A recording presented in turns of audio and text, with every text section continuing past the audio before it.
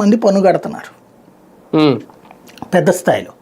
ఇప్పుడు 1 కోటి మంది పన్ను కడుతున్నారు ఇన్కమ్ ట్యాక్స్. అవును. మిగతా అంతా కూడా రిటర్న్స్ అంతే, రిటర్న్స్ సబ్మిట్ చేస్తున్నారు, అంతే జస్ట్ సబ్మిట్ చేస్తారంతే, పన్ను సబ్మిట్ కట్టరు. చేస్తారంతే. మేము రిటర్న్ ఈ దాఖలు స్థాయిలో చేస్తారు. సంపాదన ఉంది, ఇదిగో ఈ ఎగ్జంప్షన్స్ అనేది. ఇప్పుడు కూడా అది పెరుగుతుంది. ఉమ్, అందరూ అవును. కూడా ఆ లెక్కలోకి ఎంటర్ అవుతారు.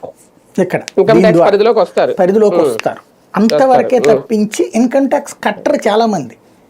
అంతే, అవును. కట్టేటటువంటి వాడి వెసులుబాటు అన్నాడు అంటే కట్టని వాడు ఎట్లాగూ కట్టడు. అవును. కట్టేటటువంటి వాడిని వేధిస్తూ వచ్చారు ఇప్పటిదాకా. ఎస్, అది ఇక్కడ మినహాయించారు నెంబర్ 1. రెండోది మీరు చెప్పినటువంటి విధంగా స్ట్రక్చర్ మారింది.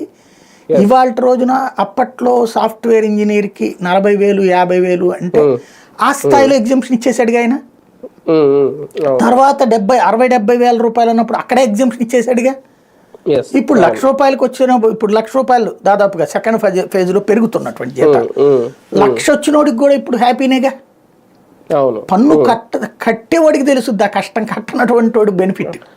అంతే కదా. ఇప్పుడు ₹1,00,000 మామూలు పాత రోజుల్లో అయితే కనుక ₹1,00,000 దాటగా ఇది 10 లక్షలు అనగానే 30% అంటే 12 లక్షలు అంటే ఎంత అయిందండి ఆటోమేటిక్గా?